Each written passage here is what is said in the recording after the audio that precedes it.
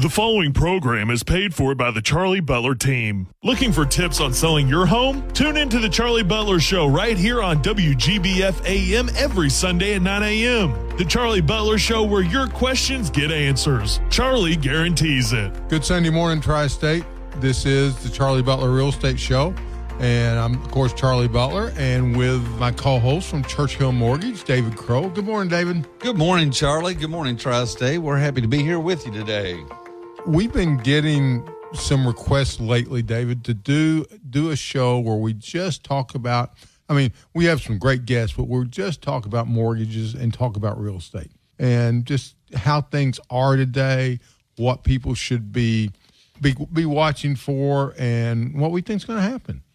Charlie, I think it's a great opportunity for you and I. So, if you're sitting there driving down the road, listening at home, wherever you're at, let us just take an opportunity to maybe bust some myths that exist. Yeah. There's some out there. Oh, there. And so if you're looking to buy, looking to sell, and you're not 100% sure, don't feel bad, because Charlie and I have the opportunity to work with so many realtors on a daily basis. Absolutely. And honestly, I have realtors who sometimes stumble on requirements, guidelines. Can this happen? Do they have to have at least 20% down?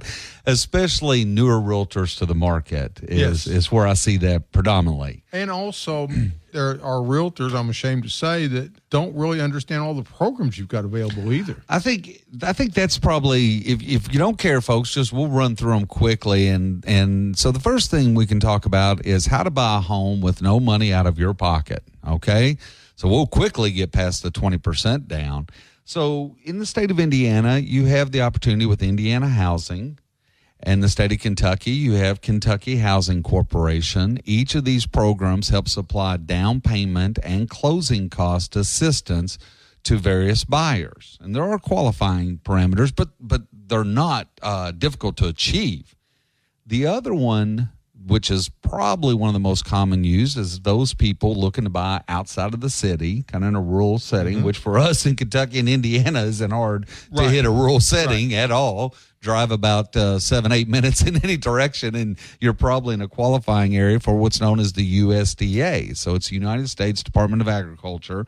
So a USDA loan allows a buyer to buy with no money down.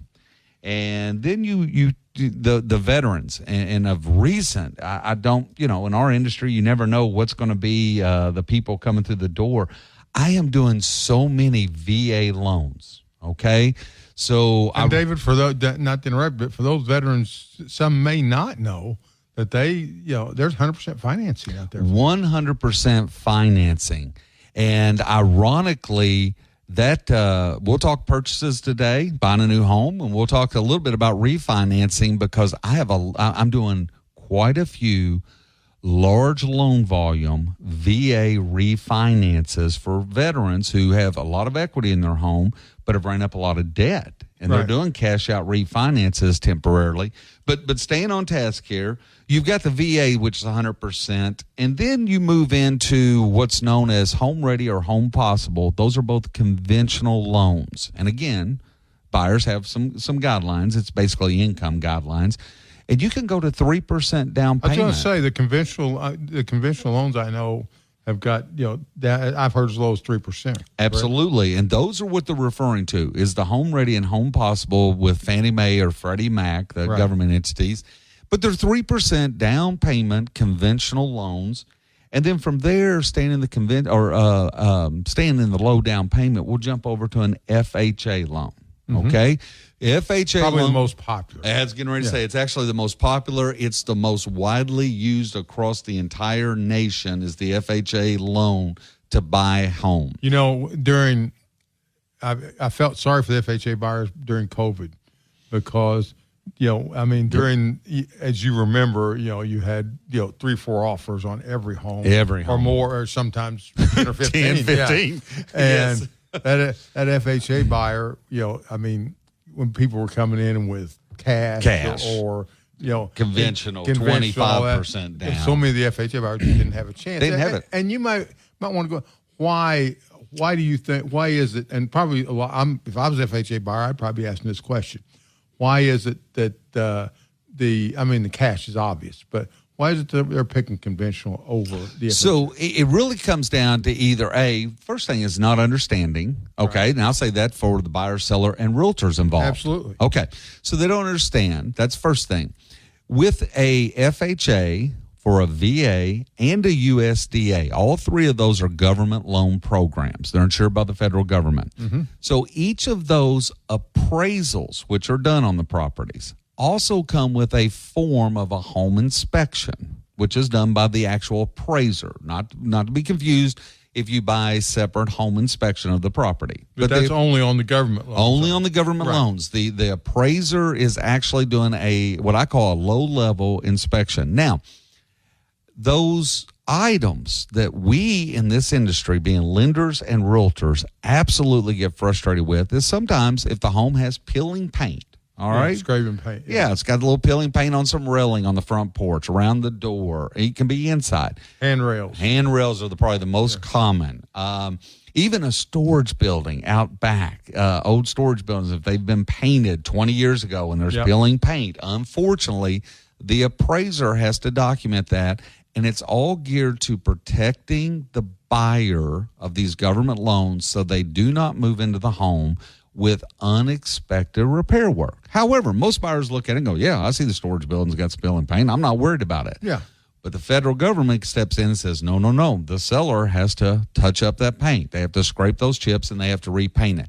So it's normally minor items, which honestly could be dealt with in a matter of hours on a home. Yeah. And so, but because they're unfamiliar or they're nervous, they think, if it's an FHA offer, you, the seller, may have to do work or so forth. So I educate them along ways. This is the key issue.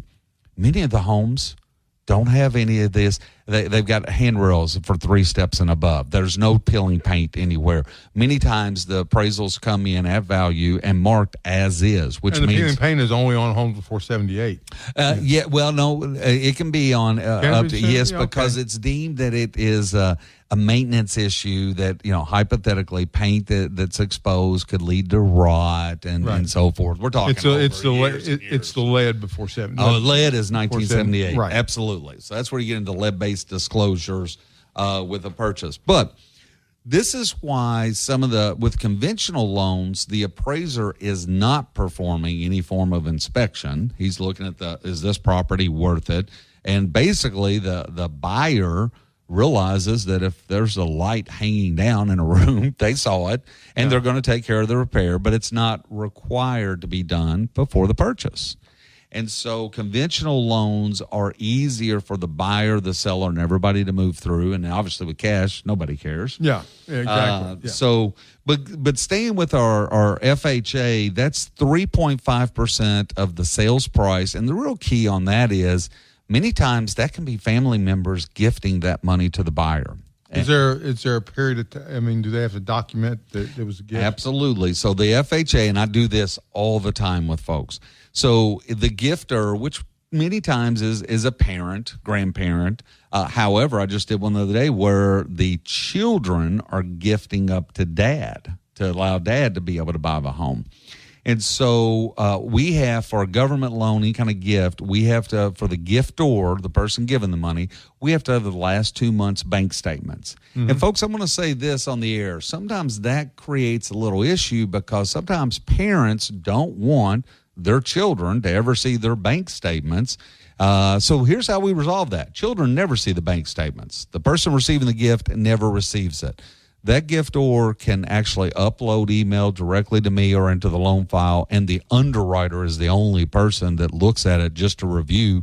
The money was already in the account for the past 60 days, so the money is fully accounted for and documented, and that way it's a legal gift going over to the family member. And so I just simply absolve that and say you're the person receiving the gift never sees your bank statements. They don't have a reason to see them, and they will not see them. And that helps subside a little anxiety because many times people just simply don't want other people seeing how much money's in their checking or savings account. Exactly, because their kids will be hitting them up for a loan if they do. Those.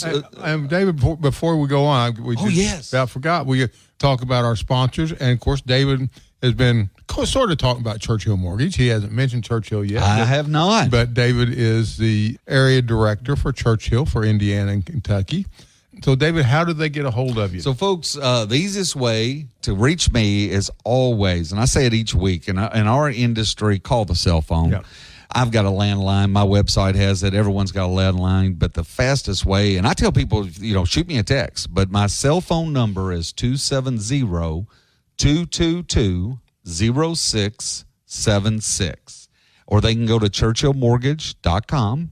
And when they click on this area, being Kentucky, they'll see my primary office at the moment is out of Owensboro, Kentucky. But that's servicing all of southern Indiana and western Kentucky. And quite honestly, I'm doing loans in northern Indiana. I just closed a loan in far eastern Kentucky in Flemingsburg because so many people listen to Dave Ramsey. They hear Churchill. They go to the website. They call me and go, "Are you the representative for the state of Kentucky?" And I say, "Yes," and I do the loan. Same way in Indiana. I see you're right here on the Ohio River. Can you help me? Absolutely. And I'm doing them in northern Indiana. So obviously it's better if it's close by. I can see you face to face pretty quickly.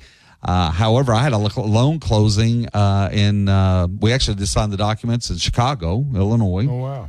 And they bought a home in Owensboro, Kentucky, and went through a law firm in Henderson, Kentucky.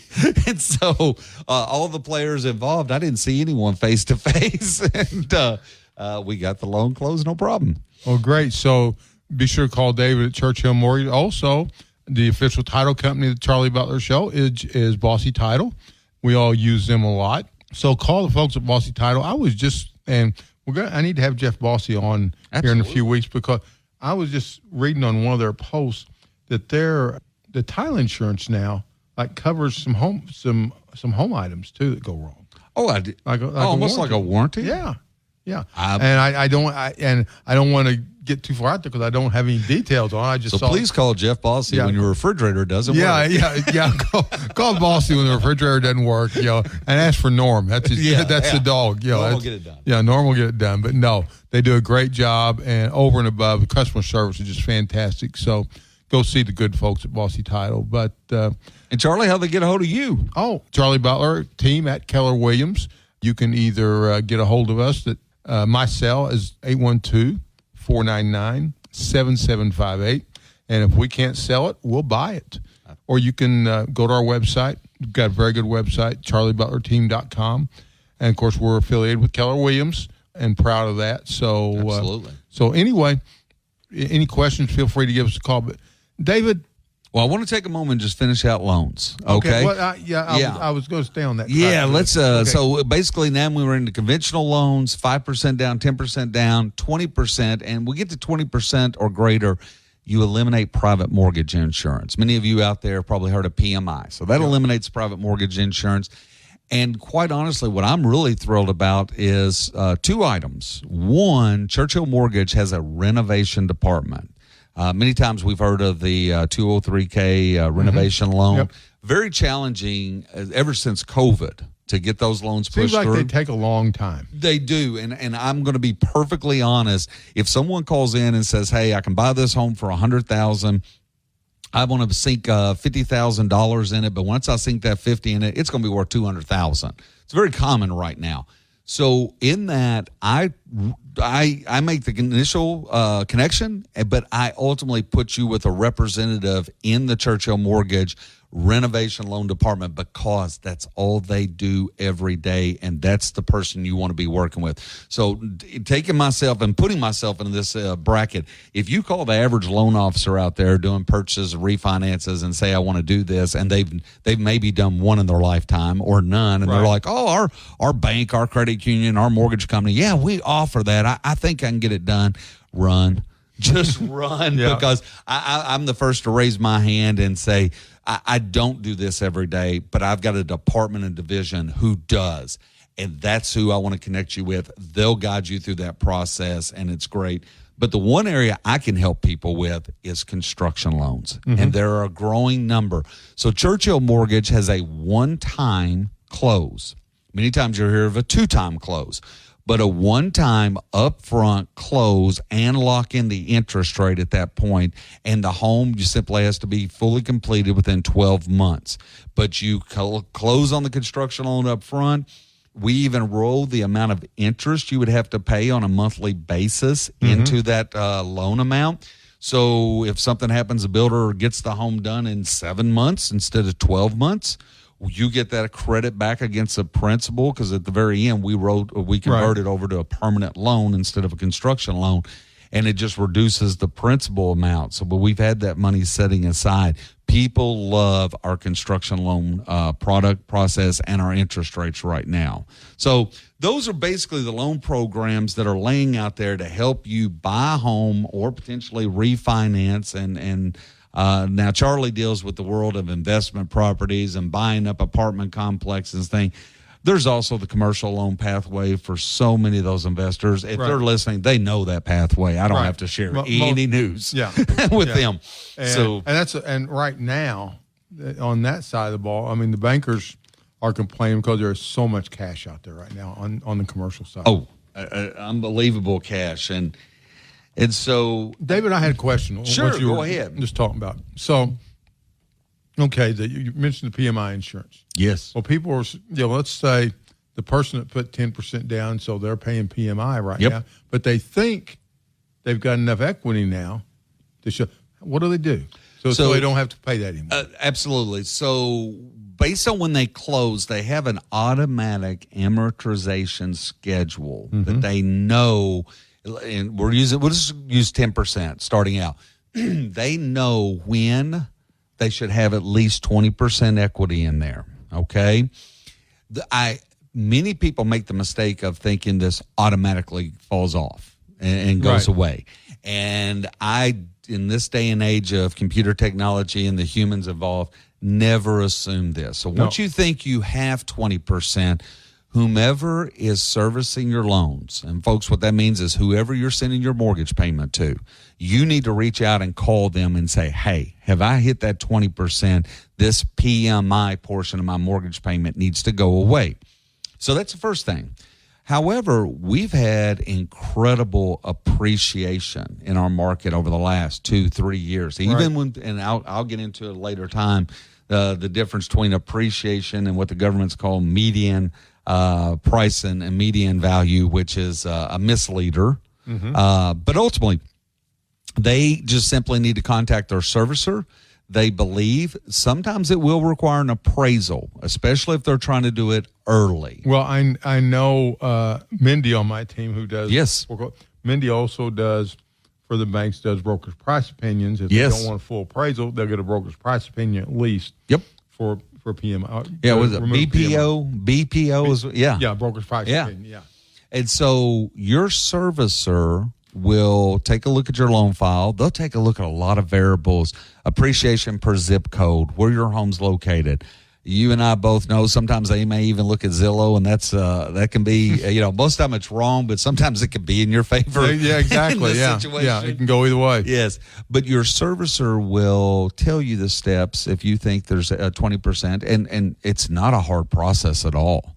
And ultimately, most times yes, you've got 20% based on today's value and based on today's loan amount you have, loan to value, and they'll drop it. The PMI will just simply go away, and that happens. And many people have had, I want to say this. I think, Charlie, it was 2016. Prior to 2016, folks, if I'm wrong on the date, don't shoot me, but it's somewhere in that neighborhood. Previously, people thought with an FHA loan that once they got to 20% equity, it automatically fell off. Right. Or they could apply for it to fall off. And that was true. But in 2016-ish, FHA changed, which means when you do an FHA loan, even if you get to 20%, you're still in the same original loan that you maybe closed, 5 years ago. It will not go away. FHA won't. And sometimes when we mentioned earlier doing an FHA loan, sometimes people go like, oh, I'll have that PMI. And what I tell them today is, no, you won't. And there's two variables at play. One, interest rates are going to go down at some point in the next 2 years. We are going to go into recession. So you're probably looking at refinancing. depending on the equity at that point, you may be able to refinance and your credit score, because credit score sometimes drives people to having to go FHA versus a conventional loan. Credit score could have improved. Now we can refinance to a conventional loan to where you can get in that area. Or two, the average person is moving every 7 years. The average person nationwide moves. People, they buy their first 1,300 square foot home, and this is going to be their forever home. I actually think it's moving. We're a little I think quicker you're right. too. I think it's closer to 5 years now. I believe it is. So you're gonna move. Yeah. You're gonna sell. And so I tell people, please don't get caught up in this. Times will change. Or what we find is in that 5-7 years they're still there. Their equity position has changed. Appreciation's gone up.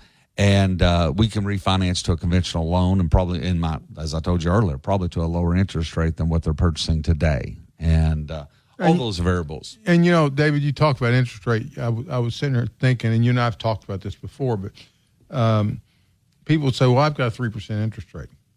And yet they've got credit card debt, car loans. And so, you're the one who got me thinking about this. The blended interest rate, I wonder what it is. So that's a great question, Charlie. And folks, I know our time will run out today, and Charlie and I may discuss this next week in addition. So please tune in next week if we don't get all the answers out today. Yeah. So what Charlie is asking, most people are walking around right now stating, I don't want to put my house on the market and list it. Yep. Because I've got a 3% interest rate. They feel like they're carrying this badge of honor of 3% interest rate. However, a lot has happened since 2020, and there's this big picture that's going on. And a lot of that came where we went on lockdown. Okay, we're sitting at home, and then the federal government decided everybody needed stimulus checks. And they shot those checks out to us. And then what happened was, because we were sitting there, a lot of people actually used those checks and paid down their credit card balances and eliminated some debt. Okay, then we're all in masks and we're running around. The government says, hey, you need another stimulus checks. And those hit the bank accounts. Yeah. And people are like, well, now I'm out and about with my mask. I think I'm going to go spend. Yeah. I'm going to do all these things, and I'm spending my money. And then we had basically the third big stimulus check, the Biden buster, debt buster or whatever, but it wasn't necessary. And they're looking back now and saying that one, the last one, really wasn't necessary to the country. And people were spending and they were happy. And then all of a sudden, now we're dealing with rising inflation.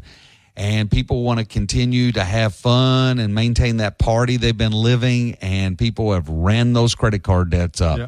And so what's happened is we as a nation now are over $1 trillion in credit card debt. Yeah, it's crazy. Highest ever in the history of the government, our country. So now I've got people that may have a 3% interest rate on their home, but they've gone out and bought a couple cars.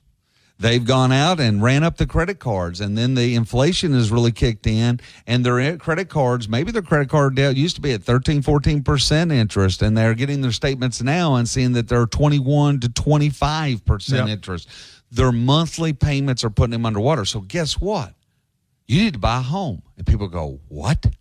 And I go, yes. And I'm trying to help realtors as they have so many clients that have so much equity sitting in their home for where they bought. They maybe put 20% down. Then the appreciation, maybe they bought that home at $400,000 and today they can sell that home at $550,000, $600,000. That's not out of bounds in our market right now. Supply and demand values are up at an all-time high across the nation. So what I look at is if you were to buy and then or sell your home, okay, then, yes, you may be looking at an interest rate in the 6s right now, but you've got credit card debt and car payments that are in 9s, 10s on the cars. You're looking at 20 some odd on the credit cards. Instead of rolling all of that equity into the next home, and folks, we're talking about some variables here. One, you need to move to another home. You've had some children. There's something that's out. You got married now. You brought blended families together. The home simply isn't big enough, and you need to move up in home. So what we can do, you've got so much equity that we can actually take some of that equity and let's just pay off the car loans, pay off the credit card debt. Maybe don't put as much towards the next home, but what if we put just 20%, 80% loan to value? We've eliminated PMI. I've done a couple analysis where they were able to move up in home, pay off all the debt, and it's only $97 a month difference. But they moved up in over 1,500 livable square feet in home because they needed that additional square footage. This is on a case-by-case basis that I try to help and educate the realtors that I'm working with for them to have conversations with past clients to say, maybe listing and moving now, and don't get hung up on, well, you currently have 3% on your current mortgage. It goes to a deeper dive that I'm happy to do a full analysis for someone to really take a look at their car loan debt, their credit card debt. And folks, you're listening right now here at the 1st of September. Those student loan payments are coming due in October. Yep. So where you've not been paying on those student loans all through the pandemic and post-pandemic, those come due in October. And it's going to make an impact on a lot of people's buying power out there. So it comes down to the blended rate is when you look at your car loans, your credit card, what interest rate you're paying, coupled with that 3% mortgage on that existing home you've got right now. So you could actually, if you got the equity in your home, you could actually lower. Absolutely. Depending on how much house you moved up, obviously. Right. And some of this is just simply, it comes down to a case-by-case analysis. But here's what I'm finding, Charlie. I would love to say that everyone out there is living the Dave Ramsey program, and it's they have zero debt to their name. Their current mortgage is 15 years or less, and they're doing all this. That is a great pathway to building wealth and retiring with great dignity. However, it's not the majority. It's nowhere near the majority. No. I could even sit here and go on, well, it's our public school systems where it starts, and the fact that we don't discuss this in many of the schools. What was it? I read the other day that the average person, this is kind of scary actually, in there, I think they were in the early 60s, had less than $30,000 saved. You're right, Charlie. And actually, I looked at that same stat, and I was looking at the number that only have $10,000 to their name as retirement funds. Yeah. That's it. And they're in their 60s. Yes. We're not talking about somebody that's sitting here at 33 years of age who have over the next 35 years to build it. We're talking about people in their 60s, and Charlie and I could tell you the largest market of people moving or age segment moving back into the workforce is those people who are greater than 55. Yeah. Greater than 55. Historically, 25 to 54 is your workforce number of people. That's huge. The problem is we're losing that number. But those people greater than 55 to 70 years of age who are on fixed incomes with inflation, they're going back into the workforce, whether it be full-time or part-time work, instead of enjoying those retirement years. Yeah, and I think I was at Burger King the other day, and they actually had a sign there on the drive-thru, retired but wanting something to do. Wanting something to do, wanting a little extra income. Yeah. And I'm sure other places are doing it. Absolutely. But, because let's face it, it was a generation with a good work ethic. Wonderful work ethic. And so, just sitting on the front porch every day, day in, day out is not the way they're wired. They're used to working. People ask me why I don't retire, and I say, I'd go nuts. I've watched people that have, and just, I only play so much golf. Exactly. That's what am I going to do? But I like what I do. I think we about out of time, Jordan. It looks like we're about to. Folks, we're going to pick this up again next week. But quickly, David. I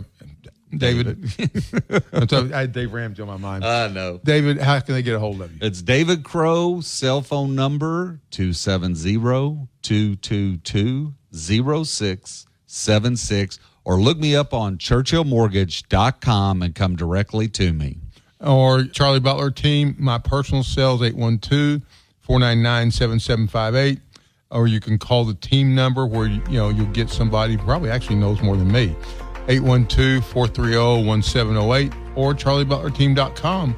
So for David Crowe, this is Charlie Butler. Have a great Sunday. You've got real estate questions but don't know where to get the answers? Tune in here every Sunday morning at 9 a.m. as Charlie Butler, Evansville's own real estate expert, shares the latest news, info, and insider tips to help you make smart real estate decisions. Find him online at charliebutlerteam.com. This program has been paid for by the Charlie Butler team. WGBF.